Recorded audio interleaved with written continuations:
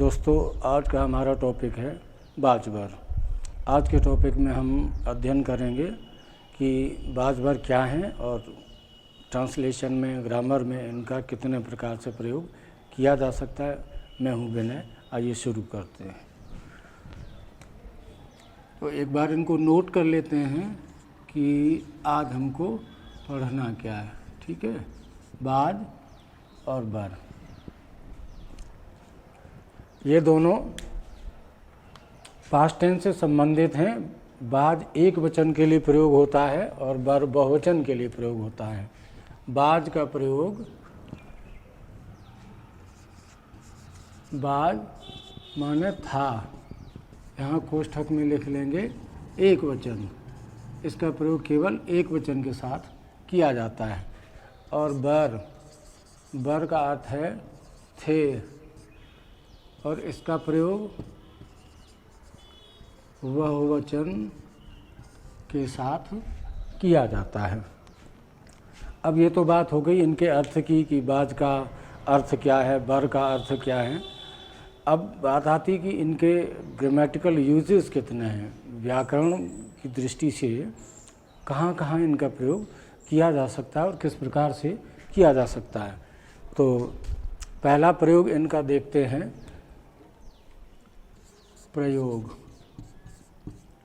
ध्यान रखेंगे, यहाँ पर मैं जो स्टडी करा रहा हूँ ये खास तौर से हिंदी मीडियम के स्टूडेंट्स के लिए है। तो पहला इसका प्रयोग है बाज कॉमा वर का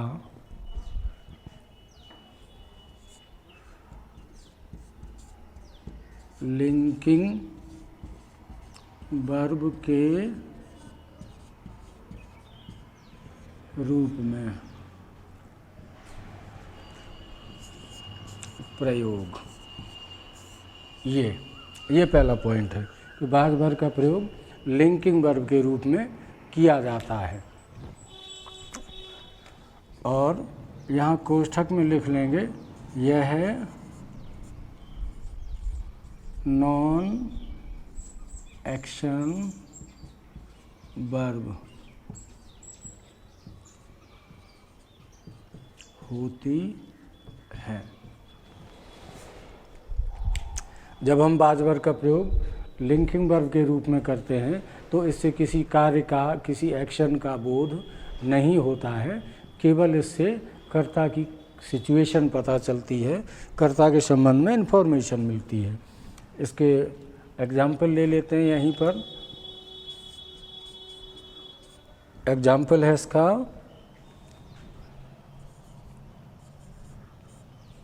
वह एक राजा था। ये यहाँ पर आप देखेंगे कि वह एक राजा था, राजा होने की सूचना मिल रही है उसके संबंध में, लेकिन काम कुछ नहीं हो रहा। नॉन एक्शन वर्ब है और ये लिंकिंग वर्ब किस प्रकार से है, तो इसके लिए एक लिंकिंग वर्ब का मैं अलग से वीडियो बनाऊंगा और उस पर आप देख सकते हैं। तो इसका ट्रांसलेशन होगा, ही वाज ए किंग। यहाँ बाज का मेन वर्ब के रूप में प्रयोग है और इसको लिंकिंग वर्ब कहते हैं क्योंकि यह सब्जेक्ट और अदर वर्ड्स को जोड़ता है। सब्जेक्ट और अदर वर्ड्स को जोड़ने वाली वर्ब को हम लिंकिंग वर्ब कहते हैं। अब एक सेंटेंस और यहाँ पर देख लेते हैं। हम किसान थे, हम किसान थे। तो बी और बर फार्मर, वी वर फार्मर्स, हम किसान थे।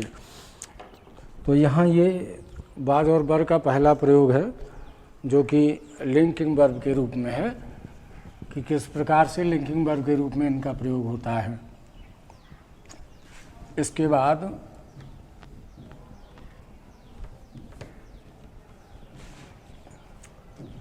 बाद अब आप देखेंगे बाज बर का जो अगला प्रयोग है किस प्रकार से होता है। और ग्रामर में उसका क्या नाम दिया जाता है।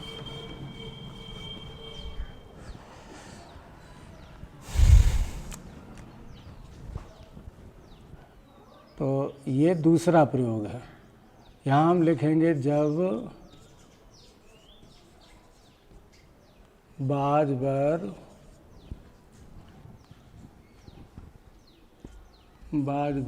वर्ब के आईएनजी फॉर्म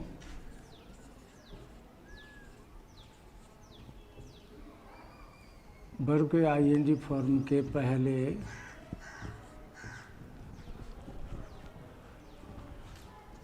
प्रयोग किए जाते हैं, प्रयोग किए जाते हैं तो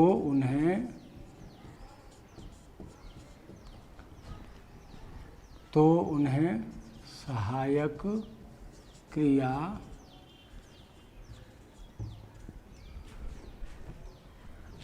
कहा जाता है। और वो भी यहाँ ब्रैकेट में मैं लिख देता हूँ, ये सहायक क्रिया भी किसकी, पास्ट कॉन्टिन्यूअस टेंस की, past continuous tense, past continuous tense है ये। जब बाज वर्ब के आईएनजी फॉर्म के पहले प्रयोग किए जाते हैं तो उन्हें सहायक क्रिया कहा जाता है। अब यहाँ ये भी ध्यान रखेंगे कि ये सहायक क्रिया तो है लेकिन किस टेंस की, तो पास्ट कॉन्टिन्यूअस टेंस की। दो एग्जाम्पल इसके भी ले लेते हैं। मैं नदी में स्नान कर रहा था, मैं नदी में स्नान कर रहा था, तो ये पास्ट कॉन्टिन्यूअस है। यहाँ देखेंगे रहा था, रही थी जब आते हैं तो पास्ट कॉन्टिन्यूअस होता है। अब इसका ट्रांसलेशन जब होता है तो I was taking a bath in the river, I was taking a bath in the river. यहाँ पर आप देखेंगे ये आईएनजी फॉर्म है ये, और इसके पहले बाज का प्रयोग किया गया है।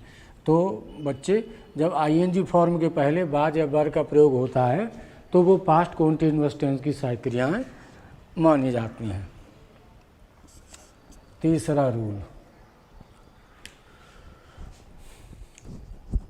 तीसरा रूल ये है कि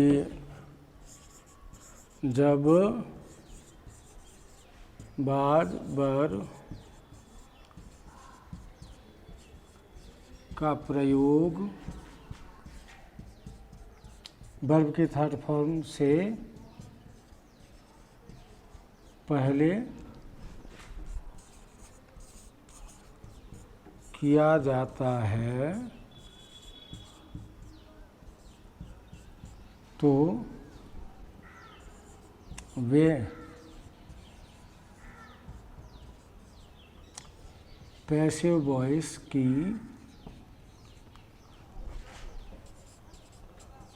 वॉइस की सहायक क्रियाएं होती हैं। ये जब बाज बर का प्रयोग खासतौर से थर्ड फॉर्म से पहले किया जाएगा, बाज बर को किसी सेंटेंस में जब वर्ब के थर्ड फॉर्म से पहले अगर रखा जाता है तो वहाँ पर वो पास्ट इंडेफिनिट टेंस की पैसिव वॉइस की सहायक क्रियाएं हो जाती हैं। यहाँ पर चाहें तो आप लिख लें पास्ट इंडेफिनिट, मतलब ये जो पैसिव वॉइस बनेगी वो किस टेंस की होगी, पास्ट इंडेफिनिट टेंस। ठीक, अब हम देखेंगे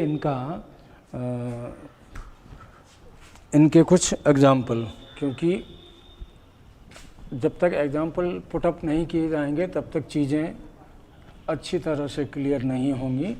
तो इसके लिए मैं इसके भी दो एग्जाम्पल दे रहा हूँ ताकि आप ठीक से इसको समझ लें। कि किस प्रकार से ये जो थर्ड रूल हमने लिखा हुआ है, आप वीडियो पॉज करके और इस रूल को आराम से देख लें, पढ़ लें और फिर इसके एग्जाम्पल देख करके समझने की कोशिश करें। तो एग्जाम्पल्स हैं इनके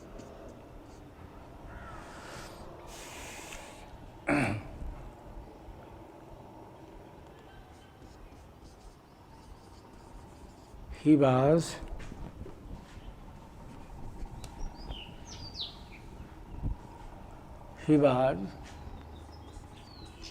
told a story। He was told a story. अब यहाँ पर आप ध्यान रखेंगे, ये जो टोल्ड है ये वर्ब का थर्ड फॉर्म है और इसके पहले ये वाज आ रहा है, तो इसका मतलब ये हुआ कि ये पास्ट इंडेफिनिट टेंस की पैसिव वॉइस की सहायक क्रिया बन गई है। अब इसका हम हिंदी में अर्थ देखेंगे कि उसे कहानी सुनाई गई। ये अब एक और देख लेते हैं। They were called by a boy। अब यहाँ पर आप देखेंगे ये जो कॉल्ड है ये B3 है, वर्ब की थर्ड फॉर्म है और इसके पहले वर का प्रयोग किया गया। इसका मतलब ये हुआ कि ये पास्ट इंडेफिनिट टेंस की पैसिव वॉइस बन गई है। अब इसका अगर हम अर्थ निकालें तो इसका अर्थ हो जाएगा देवर कॉल्ड बाय ए बॉय, कि एक लड़के के द्वारा उन्हें बुलाया गया। एक लड़के के द्वारा उन्हें बुलाया गया। और ये इस प्रकार से इसका स्ट्रक्चर होता है। अब हम बात करेंगे इसके फोर्थ नंबर की, इसका फोर्थ यूज़ कहाँ पर होता है, तो उसको भी देख लीजिए। मैं इनके चारों प्रयोग एक साथ आपके लिए यहाँ पर प्रस्तुत कर रहा हूँ कि चौथा प्रयोग वाज वर्ब का कहाँ होता है और किस प्रकार से होता है। तो चौथा प्रयोग है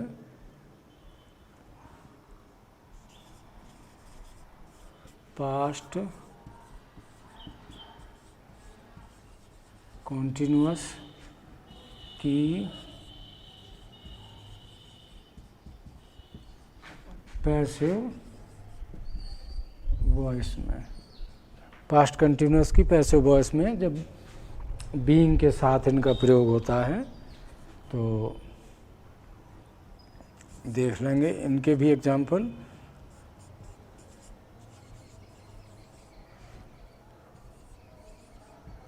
He was being taught maths. उसे गणित पढ़ाया जा रहा है। इसका अर्थ हो जाएगा उसे गणित पढ़ाया जा रहा था। उसे गणित पढ़ाया जा रहा था।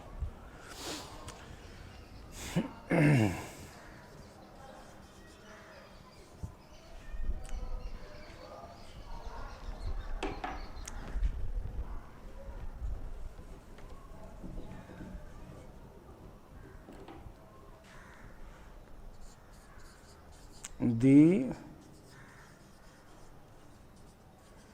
flowers were